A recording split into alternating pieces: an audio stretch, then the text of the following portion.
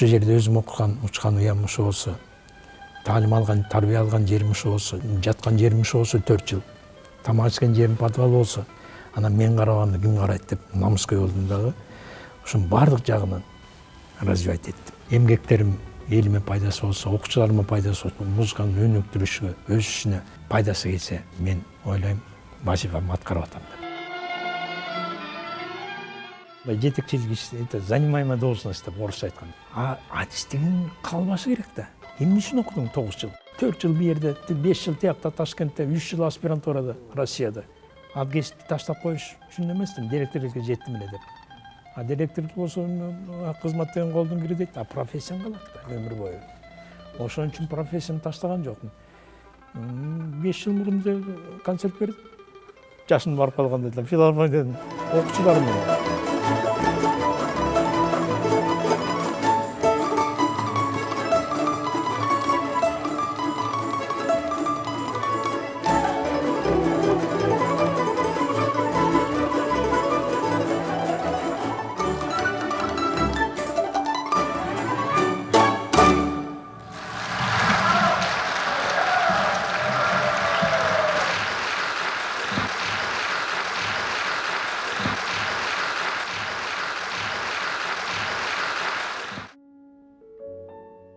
Музыкалык маданиятыбызды өстүрүүдө албан эмгек сиңирип келе жаткан чебер музыкант, педагог, маселени жеринен чече билген мыкты жетекчи жана уюштуруучу Кыргыз Республикасынын эл артисти профессор Тентимиш Мураталиев көрсөтүүбүздүн баш каарманы болмокчу.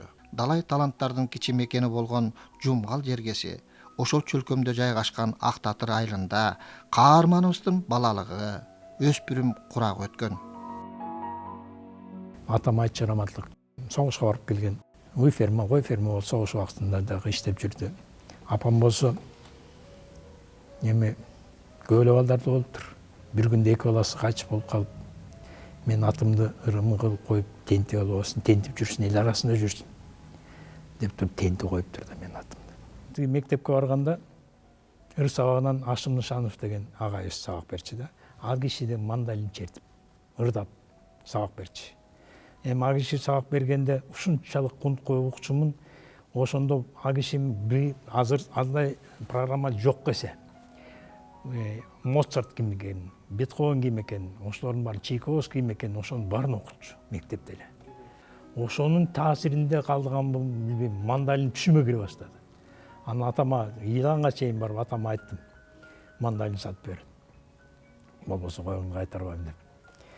Анан мандалин сатып бердим, гармошка сатып бердим. Анан гармошканы үйрөнө баштадым. Үйрөнүп келатканда боз үйдүн жанынан капталына коюп койсом, сагыктан торбок тейип кетип, жарып кетип, анан куржалак калдым да гармошка тартпай калган.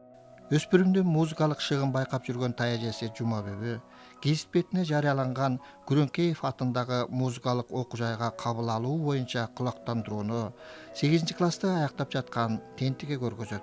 Эми талантың бар Тентиге, ошол жака барбайсың, 3 мал тамагы бар экен, жатаканасы бар экен деп.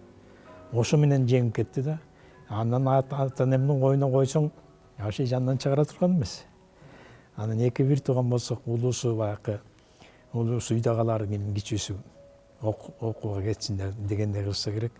Эми өзүң бил, балам дедим.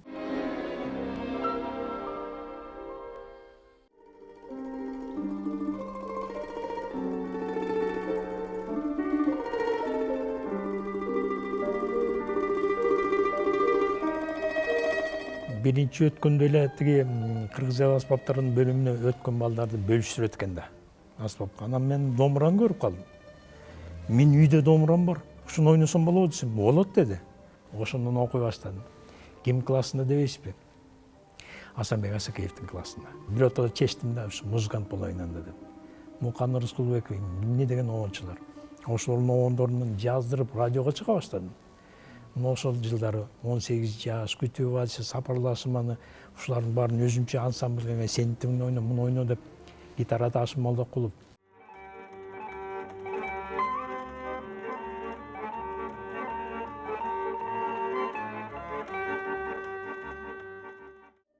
Төртүнчү курсту аяктаар менен биздин каарман Мугалими Асанбек Асакеевдин сунушу менен Ашрафи атындагы Ташкент консерваториясына тапшырат.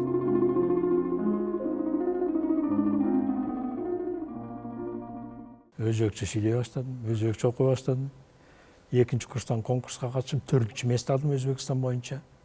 Алар өздөрүнүн инструмент рубап приманы карматып коюшту.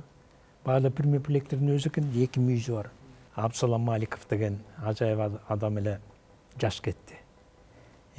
Мыкты адамгерчилик. Кыргызстанга менин үйүмө чейин барып келген. Анжияндык болчу өзү. Анан ал киши эми сабак бергенде вообще анча эметчи эмес. Мага балет этчи эмес. Анткени ишенчи экен да. Бүгүнкү мен таанып жүрчүм. Менен башка мугалимдер де отуруп сабак бербейт. Эмне үчүн талдабайт ар бир немени деп, штрихтерди үйрөтпөйт деп. А мен оказывается ага чейин жасап койчумун да. Алардын оркестринде иштеп, экинчи курстан баштап сабак берип, заочниктерге. Өзбекче сабак берип, кээ өзбектер билчү эмес мен кыргыз экенимди. Так сүйлөчүм да. Анан жалгыз мен окубадым, очный Ташкент консерваторияда. Заочный келет, Сатиев келет, Такенбайке. Ал окуп калды. Токон Султанович Чалапинов окуп калды. Сатылган Осмон окуп калды. Болот Миңжилкиев бүтүрүп кеттир. Музыканттарга бай. Эми 15 миллион калкы менен, конечно. Анжан училищеси, Каршинский, Бухара, Самарканд, Ташкент 2 училищеси бар. Анан Абдыраев мектебинде болгон мектептери бар. Ушу Глеер атындагы. Эми ошолор менен атсалыш кыйын эле болду, конечно. Мен 5-чи курска барып калгам. Бирок эл ойногон программаны алдым дагы Паганини ойнодум. Кампанелла, Паганини. Анан цыганский напев Сарасати анда ойношчу эмес экен. Эми ойношчу эми постольку поскольку да. Ийне чыгара ойноп таштадым менен высокий балл алып, гран-прини утуп алдым да мен 5-чи курста жүрүп. Чыгармачылыкка сүңгүп кирген дилгир студент дирижерлуктан да сабак ала баштайт. Уже госпрограмманы тапшырасың да. Ошон үчүн 5-6 автобус жарап калды окшойт. Ошонун ичинен мен жарап калдым. Анан мына эмнеге дирижерлукка макул болдум экен деп аяктын эжет да. Ар бир инструмент тесе турасын билишиң керек, диапазон билишиң керек, строен билишиң керек, оркестрде угушуң керек. Кийин көп жылдар өтүп, юбилейлик кечеде Тентимиш Мураталиев дирижер катары көргөзгөндө көрүнүктүү дирижер-композитор Калый Малдабасанов анын чеберчилигин жогору баалаган.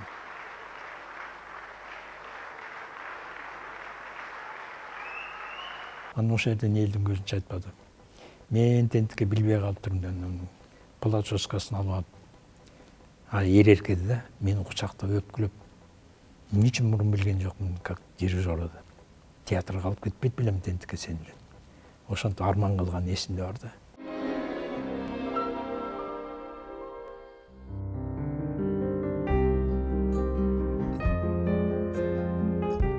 Ташкент консерваториясынын аяктары менен каарманыбыз Борборубуздагы Бүбүсара Бейшеналиева атындагы искусство институтунда педагог окутуучу болуп эмгек жолун баштайт. Анын педагогдук ишинен сырткары өзгөчө уюштуруучулук жөндөмү байкалып, кафедра башчысы, бир аздан кийин дароо маданий агартуу факультетине декан кылып шайлашат. Ал убакта искусство институтунда партиялык уюмдун секретарлыгына чейин жеттим. 7 жыл декан болдум, кафедранын башчысы болдум. Көп эле иштерден иштедим. Давлестин жетекчилиги астында, Молдобасановдун жетекчилиги астында ойлондум да оркестрди ачайын деп атам. Насыр Давлестович поддерживать этти. Поддержка кылды, колдоду. Ача бер, эми рискованно деп. Оркестр кыргыз народный инструменти ошондон башталды да. Искусство институтунан биринчи шагты баштадык, ошо боюнча бүгүнкү күнгө чейин келатат. Өрчүп, анан уже мэриянын оркестри болуп кетпеди кийин. Тентимиш Мураталиев ал жылдары жалаң гана уюштуруу жана жетекчилик менен алек болбостон, жеке чыгармачылыгын эч таштаган жок. Ар качан концерттик коюмдардын үзбөй катышуучусу, чет элге кыргыз маданиятын жайылтууда искусство ишмерлери менен гастролдук турларда болду.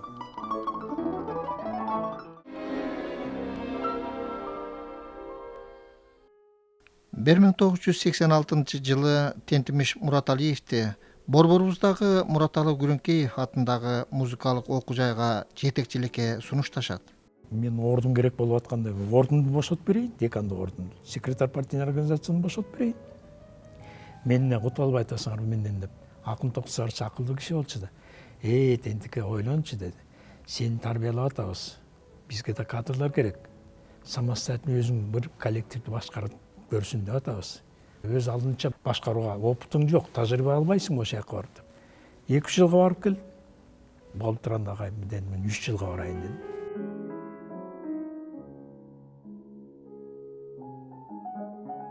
Мына ошол күндөн баштап каарманыбыздын жетекчилик педагогикалык түйшүктүү иши башталат. Бул музыкалык окуу жай 1939 жылы ачылып, өлкөбүздүн музыкалык маданиятын калыптандырып, өстүрүүдө эбегейсиз салымын кошуп келе жаткан окуу жай эле. Можно сказать, что источником и своеобразным детонатором многих достижений кыргызского музыкального искусства в 20 веке явилась деятельность нашего музыкального училища. Судите сами, рождение училища совпало с периодом грандиозных созиданий. В стране только что открылись музыкальный театр, филармония, оркестр народных инструментов, создан союз композиторов, родилась первая национальная опера. В последующем создавался хор, формировались другие творческие коллективы. В областях, в районах республики начали работать дворцы культуры, клубы, открывались музыкальные школы. Училище было домом. Мы там жили, мы там учились. И закончили после окончания, каждый год приезжали как домой, в музыкальное училище обязательно мы заходили, отчитывались, как мы там в Москве или где-то учимся, все. И по сей день для меня очень дорог, как родной дом. Бирок алгачкы эгемендиктин жылдарындагы экономикалык кыйынчылык маданиятка да өз таасирин бербей койгон жок. Эмне кыйынчылыктарды өттүк. Шалдап эле калдык да. Бул эгемендүүлүккө элибиз даяр эмес экен да. Өзүбүздүн кадрларды өстүрүш керек болду. Эми кээ бирөө Россияга көчүп кетти, кээ бирөө Израилге кетти, кээ бирөө Германияга кетти. Кыйынчылык убак келди. Айлыктарды убагында албай калышты эл. Ачка болушту, ток болушту. Анан бирок бир гана нерсени бириктирди да, ынтымак. Ынтымак көрүнгөн ошол койгон максатына жетиш. 20 жыл ремонт болуп атат Астракач мобиль. Конечно, 20 жыл болуп. Эми бул бир 10 жыл жөнөлө бер жагы. Эми жакшылап инструменттен жаңыртып берсе анан кийин башкалар кийин кечип. Аскар Акаевич бизге келип кетти өзү байкап ремонтко чейин. Эмнеге көңүл буруш керек, эмнени жасаш керек. Союз кулаганда эле училищедан мен баштаган ошол элдик аспаптарды өнүктүрүү болду да. Эми мен айтмакчымын. Параллельно өсүш керек да. Классика бир жагынан, европейский инструмент менен, академический инструменттер менен, народный инструмент өсүш керек. Бул күтүрө өсүп келатат. Бүгүнкү күндө Кудайга шүгүрбүз.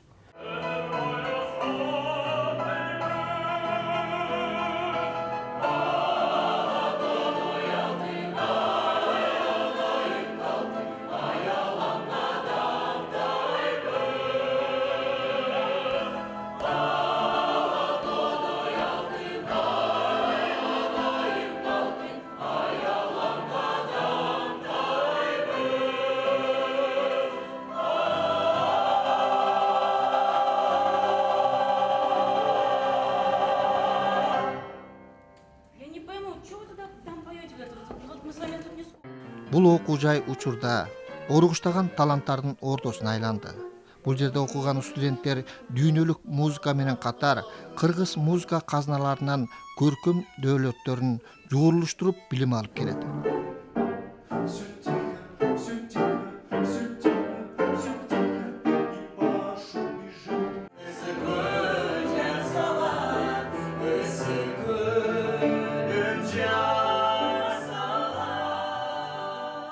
Искусствонун пайдабалын тургузуш, аны өстүрүш, өнүктүрүш ушу биздин окуу жайды бүтүргөндөр эле жасап атат. Муну так эс айтсам болот да. Чепочка бар да, чын жер бар. Музыкальный школа, училище, анан жогорку окуу жайы да. Ошо үч тепкичти байланыштырып турган главный биз. Жамаатка ыраазымын. Ушу мени туура түшүн, менин багытымды туура түшүнгөн, мен поддержка кылып аткандарым. Моральный поддержка да керек. Материальный поддержка это одно. Айлыктарын көбөйттүм. 4-5 жыл чуркап жүрүп, ар ким ишине жараша байланыш керек да. Мен келгенге чейин Алексеева деген вокалистка болчу. Основоположник болуп жүрүп, вокальный школанын Коноваловадан иштеп жүрчү. Ошого чейин Алексееванын заслугасы бар экен да, званиясы. Анан Сакеевдики. Заслуженный работник культуры деп. Экөөнөн башка киши албаптыр деле. Мен келгенден кийин 14 киши алып бердим. Эми то есть мен алып бердим деген эмес. Мен магазинден алып бергенде болбойм. Өздөрүнүн иши, өздөрү татыктуу болгон үчүн мен выдвигал 2 кандидатураны. 15-сентябрда башталма болду, эми уратып бизди 1-сентябрга көнүп калдык элек. Эми 15-inde болсо 15-inde башташ керек. Могул жерден залдан окугандар билет, жалаң европейцтер болчу да, орустар, еврейлер. Ошолордун сүрөттөрү. Как будто аларга биз чокунуп аткандай сезилди да мен. Эми баягы намыс көйгөндүм да. Почему ушулардын арасында кыргыз болбош керек? Карамалды Орозов деген, Ыбырай Туманов деген, Елена Алатай Огонбаев деген, анда кыргыздын Паганиниси да.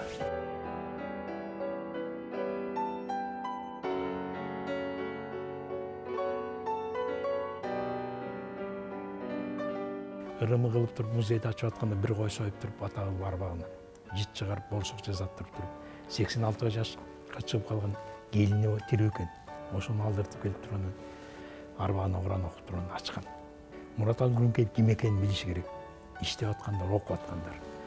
Бул корифейда, бул чалкып турган океанда.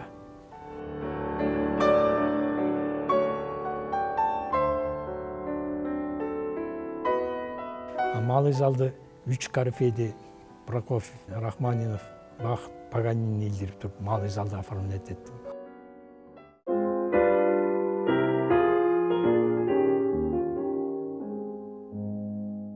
Почему дүйнөлүк музыканы билбеш керек? Мен окуучуларым, мисалы, мен мугалимдер менен Центр американский музыка посольство менен сүйлөшүп туруп, $43,000 ачтырдым. 5 жылдан кийин мага менчик өткөн дүйнөлүк музыкалык центр кылып койдум.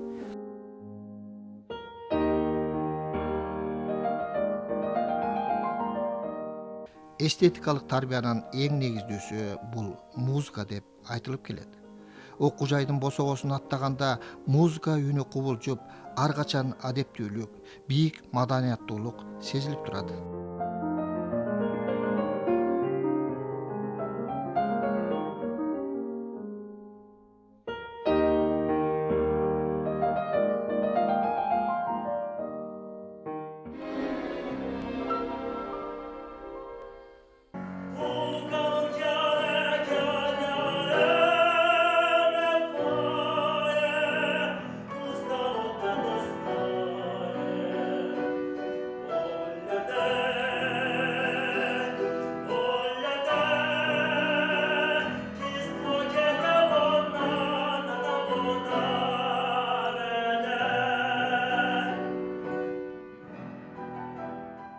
Окуу процесстеринин деңгээлин көтөрүп туруу максатында эл аралык музыка чеберлеринин, ишмерлеринин устат-шакирт мастер-класстары өтүп туруусу адатка айланган. Бул жолу Курмангазы атындагы Казак консерваториясынын педагогдору, студенттери, белгилүү музыкалык ишмер Базаргали Жаманбаевдин жетекчилиги астында келип, өз тажрыйбаларынан бөлүштү. Жаманбаевди өзүнүн карегинде сакташат казактар. Главный хормейстер Абай театрында. Bir gün gelip ketпейсизби агайдан? Ой, чакырсаңыз барадым ғой, айналайын деп, анан барамыз ғой дейт. Bir автобус барамыз ғой. Ой, bir күндө эртелеп келесиңер, кечинде кетирем. Тамагыңар менден болсун. Bir открытый мастер-класс бергиле. Анткени мындай необходимо. Как абадай, как суудай керек болчу да, мындай ушун келип катнашып кетиш. Сейчас фаланги пясти за пясти, да? Значит, 1, 2, 3, 4, 1, 2, 3, 4. Пожалуйста, турбадур.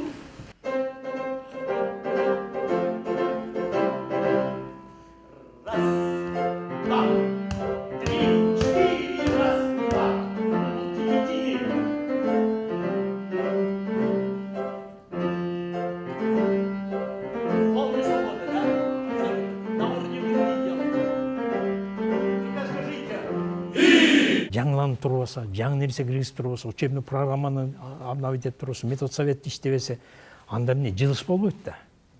Каарманыбыз учурда да аткаруучулугун калтырбай, ар кандай концерттик коюмдарда чебердигин көргөзүп келет.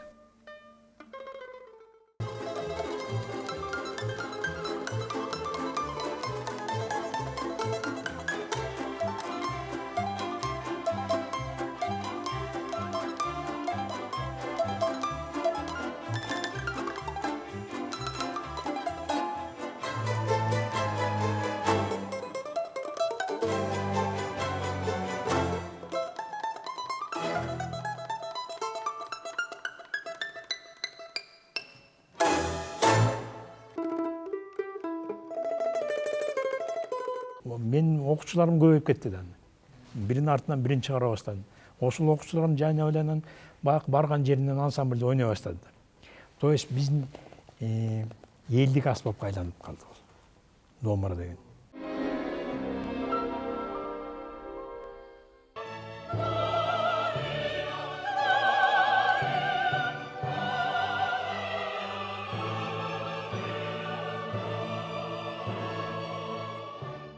Каарманыбыздын өмүрлүк жолдошу да музыкалык коомчулугубузга кеңири таанымал инсан.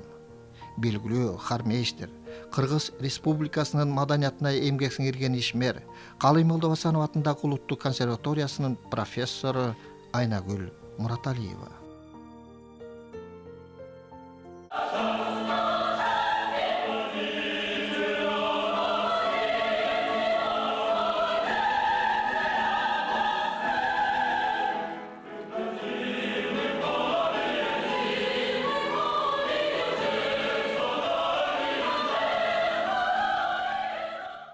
Айнагүл Кемеловна менен чогуу окудук да. Бир курс кийин окуду. Музыкалык училищедан Карабайда окуп калды. Чыкылдайт жөнүнө. Ойлонайын, тимине чаң жугузбайт, колун карматпайт тимине. Биякта окууну бүтүрүп мен Ташкентке кеттим. Эме кат жазышып турчубуз. Россияга кетти Айнагүл Кемеловна. Анан келгенден кийин кандай тигулар деп башталды. Айрымдардын байкоосу боюнча эки чыгармачыл адамдын бир үй бүлөгө батышып жашашы кыйыныраак болот деген бүтүмгө каарманыбыз таптакыр каршы болду. Эки чыгармачыл адам батышы оңой экен. Анткени бири-бирине айтат экенсиң, бири-бирине кеңешет экенсиң. Момомдой ырдап атат. Мунун голосу плоский экен, тембри мындай экен, анда мындай депчи. Балдардын энеси. Мен жалгыз башымды 4 бала төрөп берди, 2 кыз, 2 эркек бала. Билим бердик, аябай бердик. Ош балдар үчүн жумшадык да, иш аракетибиздин баарын. Улуу кызымды өмүккө билесиң, блестящий музыкант, органистка. Анан азыр Германияда. Турмушта. Анын бир баласы неберем менин колумда. Ал дагы бүтүрүп, ардына турган быйыл бүтүрдү, стоматолог болуп чыкты. 7 неберем бар, Кудайга шүгүр. Экинчи балам болсо 3 баласы менен Алматыда. Бизнесмен болуп жүрөт, бизнесмен занмасет. Достор менен чогуу кеткен, ошо казак болуп кетти. Казакстандын гражданствосын алды. Атайбек, үчүнчүсү кыз, юрист, тил жагынан немис тилин дагы, орус тилин дагы, англис тилин дагы суда билет. А кичи балам болсо бу жерде иштейт, юриспруденция жагынан. Анын 2 кызы бар. Улумду өлүп экенбиз. Азыр улуу неберем менен Айнагүл эжең үчөөбүз эле турабыз. Ошол баскан жолго көз чаптырсак, конечно, мен идеальный дебейин, өзүм көп каталар кеткен. Ансыз болбойт экен адам баласында. Эми багы маңдайга жазган кызматты кылып атам, майын чыгарып атам. Бир замечание алып элекмин. Эми өмүр бою эле иштеп жүрө бербейбиз да биз. Убактысы келгенде жаштарга өткөрүп беребиз. Бузбай, бүтүн нерсени билдирбей, момундай иштегиле. Ушу бийликке жулунуп, байлыкка жулунган, анан сыймыкка жулунган эл талдасын, эл таразада. Эл журтума рахмат. Көчөнүн атын берген мага. Мен мурун отказ берип койгом. Өлтүрө албайт жатасыңар деп. Анан багы депутаттар маселе көтөрүп, эмне кыласың деп 100% голосун беришип, ошо Актатүрк көчөсүн менин атыма берип койду. Профессор Тентин Мураталиев көчөсү деп атын коюп, ырымы кылып, элден бата сурап, Мурат Бегалиев, Тураган Айдаралиев, Нурлан Нышанов, анан Бакыт Тилегенов 5-өбүздүн атыбызды, сүрөтүбүздү илип музейге коюшканда, Анан бир жылдык союп элибизден бат алдык. Bayterek'te güldü oldum, peygamberden sürdü oldum. Diskinin gübüre kalkmasın, çılgın gübüre kalkmasın.